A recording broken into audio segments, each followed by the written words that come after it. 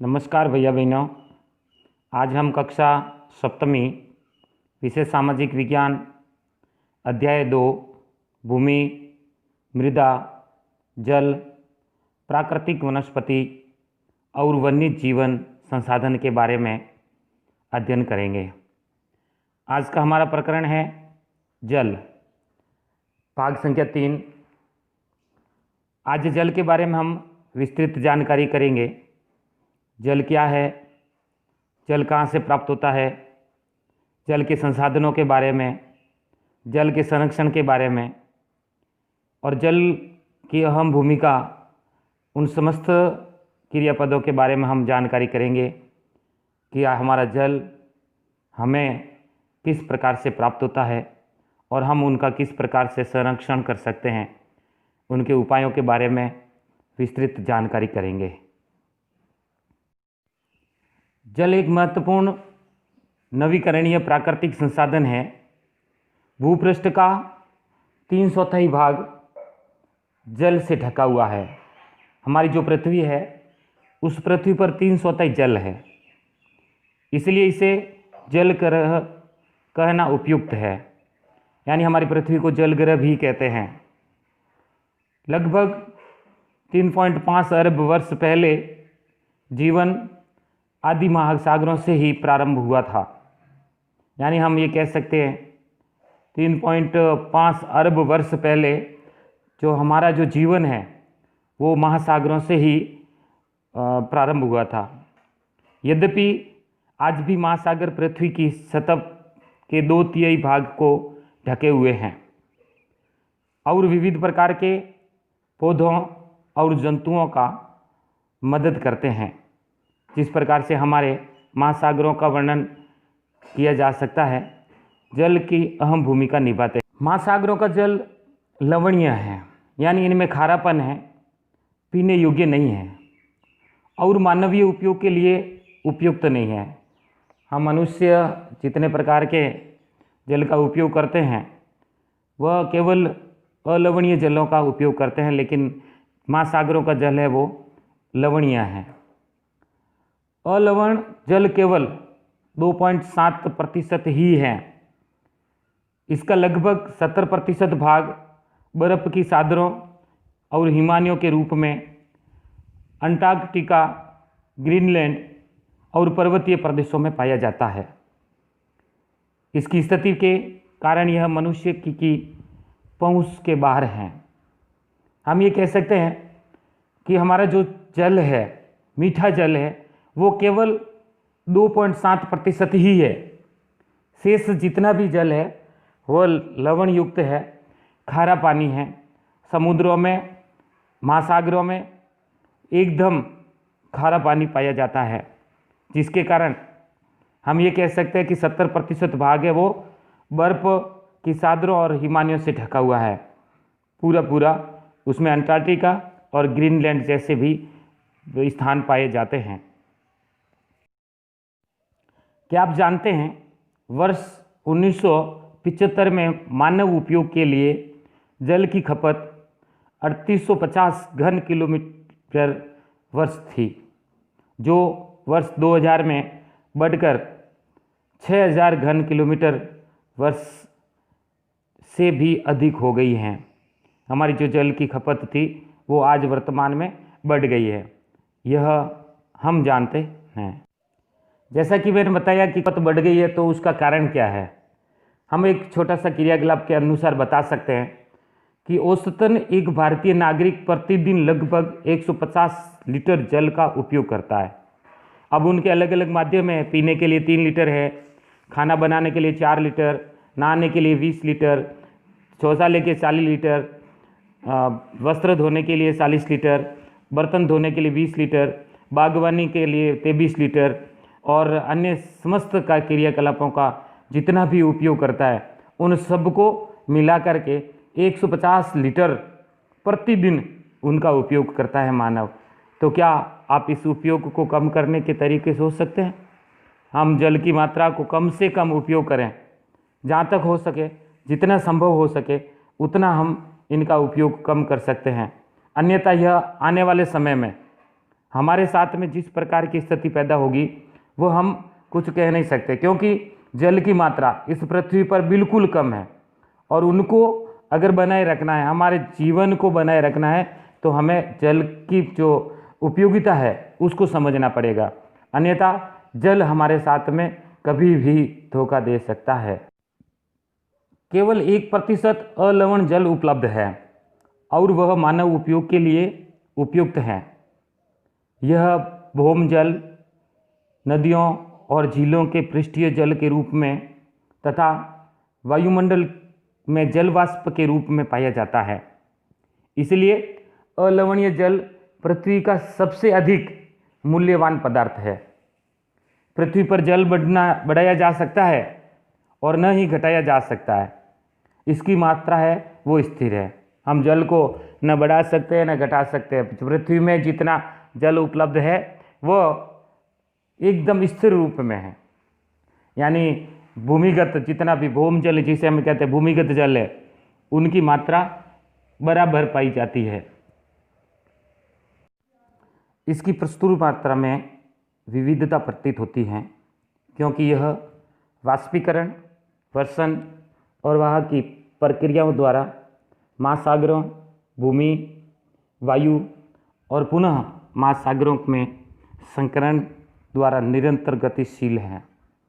जैसा कि आप जानते हैं, इसे जल चक्र कहते हैं, यानी जितने भी महासागरों से जल पुनः महासागरों में जाकर के मिलता है, ये पूरा संकरण जल चक्र कहलाता है। मनुष्य जल की बड़ी मात्रा का उपयोग न केवल पीने और धुलाई के लिए ही करता है, वरन उत्पादन प्रक्रिया में भी करता है। मनुष्य आज की स्थिति देखें तो जल को पीने के अलावा वे अपने उत्पादन प्रक्रिया में भी करते हैं। अपने उद्योगों में, अपने व्यवसायों में या अनेक प्रकार के ऐसे क्रियाकलाप होते हैं, उनके माध्यम से जल का उपयोग भी करता है। जल कृषि, उद्योगों तथा बांधों के जलाशयों के माध्यम से विद्युत उत्पादन करने में भी प्रयोग किया जाता है। जल का वर्तमान में कृषि, उद्योगों के रूप में और विद्युत उत्पादन के लिए भी इनका किया जाता है। जल स्रोतों के सूखने तथा जल प्रदूषण के कारण अलवणीय जल की आपूर्ति की कमी के मुख्य कारक बढ़ती जनसंख्या, भोजन और नकदी फसलों की मांग, बढ़ती नगरीय और बेहतर जीवन, इस प्रकार से जल की उपयोगिता धीरे धीरे बढ़ती जाती है। जल की मांग धीरे धीरे बढ़ती जाती है।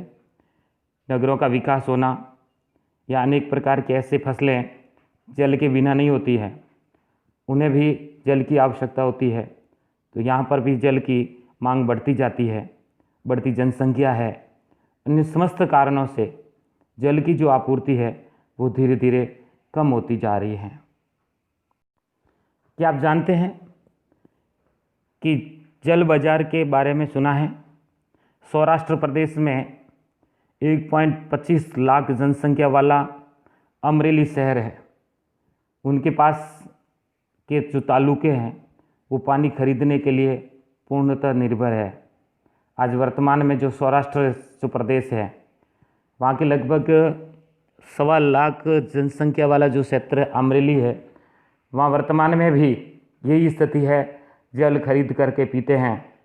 उन्हें जल की आवश्यकताओं की पूर्ति के लिए आज भी नकद भुगतान करके जल को अपने उपयोग में लिया जाता है। ऐसी स्थिति वर्तमान में हमारे सामने है। जल उपलब्धता की समस्या।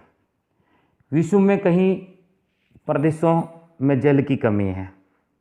उनमें सबसे अधिकांश जो है अफ्रीका, पश्चिमी एशिया, दक्षिण एशिया, पश्चिमी संयुक्त राज्य अमेरिका के भाग, उत्तर पश्चिम मैक्सिको, दक्षिण अमेरिका के भाग और संपूर्ण ऑस्ट्रेलिया।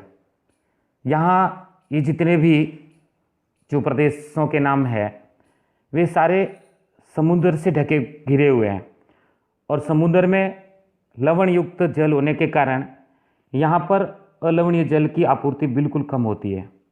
इसलिए अलवणीय जल की आपूर्ति की कमी का सामना करना पड़ता है।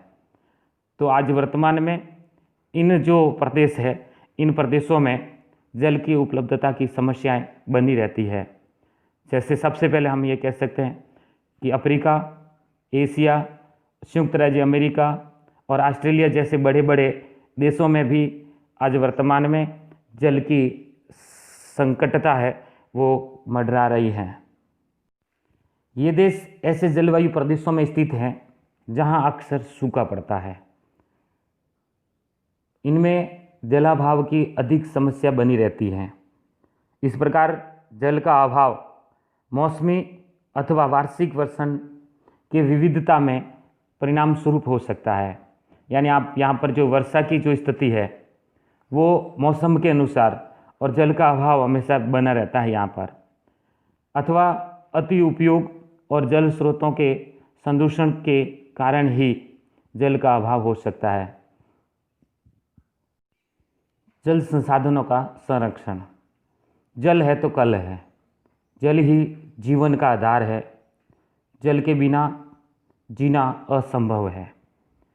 आज के विश्व में शुद्ध तथा पर्याप्त जल स्रोतों तक पहुंचना एक बड़ी समस्या बन गई है। ये क्षीण होते संसाधनों के संरक्षण के लिए कदम उठाने चाहिए।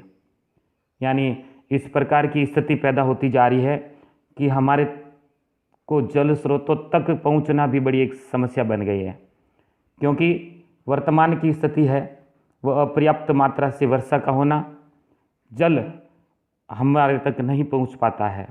यद्यपि जल एक नवीकरणीय संसाधन है, तथापि इसका अति उपयोग और प्रदूषण इसे उपयोग के लिए अनुपयुक्त बना देते हैं। इसलिए हमें जल का संरक्षण, उनके संसाधनों का संरक्षण करना अति आवश्यक है। अन्यथा जल नहीं है तो कल भी नहीं है। अशोधित या आंशिक रूप से शोधित वाहित मल, कृषि रसायनों का विसर्जन और जल निकायों के औद्योगिक बहिर्स्राव जल के प्रमुख सुदर्शक है। इसमें शामिल नाइट्रेट धातुएं और कीटनाशक जल को प्रदूषित करते रह देते हैं। इसमें से अधिकांश रसायन जैव निम्नीकरण होने के कारण जल द्वारा मानव शरीर में पहुंच जाते हैं। इन प्रदूषकों को जल निकायों में छोड़ने से पूर्व बहिर्स्रावों का उपयोग उपयुक्त विधि से शोधित करके जल प्रदूषण नियंत्रित किया जा सकता है। वन और अन्य वनस्पति आवरण धरातलीय प्रवाह मंद करते हैं और भूमिगत जल को पुनः पूरित करते हैं। जल संग्रहण पृष्ठीय प्रवाह को बचाने की दूसरी विधि है।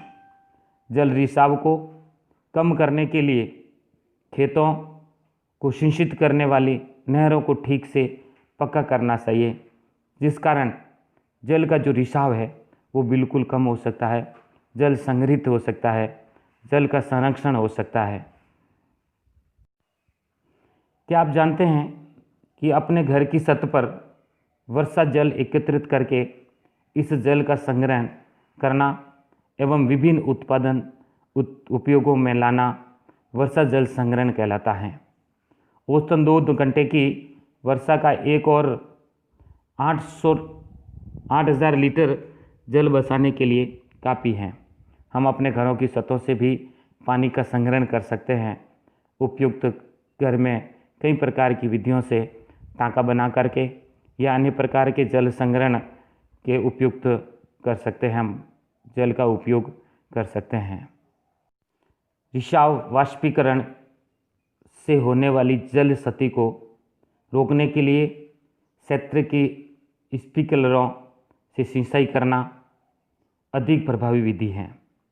वाष्पीकरण की अधिक दर वाले शुष्क प्रदेशों में सिंचाई को ड्रिप अथवा टपकन विधि बहुत उपयोगी होती है। सिंचाई की इन विधियों को अपनाकर बहुमूल्य जल संसाधन को संरक्षित किया जा सकता है। हम अनेक प्रकार की ऐसी विधियों को अपना करके कृषि साधनों में हम उनकी सिंचाई के साधनों में अनेक प्रकार की अलग अलग विधियों से सिंचाई करना जल की महत्ता है या जल का महत्व को बढ़ा सकते हैं, जल को सुरक्षित कर सकते हैं। अधिक मात्रा में जो जल का उपयोग होता है वह कम हो सकता है। ऐसी हमारी जल का संरक्षण करना, जल के अनेक प्रकार की संरक्षण की विधियों के बारे में हम जान सकते हैं। आज के अभ्यास प्रश्न। जल की आपूर्ति की कमी के मुख्य कारक कौन कौन से हैं? दूसरा प्रश्न, विश्व के किन किन प्रदेशों में जल की कमी है? तीसरा प्रश्न, अलवणीय जल कितने प्रतिशत है? और चौथा, भूपृष्ठ का कितना भाग जल से ढका हुआ है? इन चारों प्रश्नों को अपनी कॉपी में अभ्यास कार्य के रूप में, गृह कार्य के रूप में करेंगे। धन्यवाद।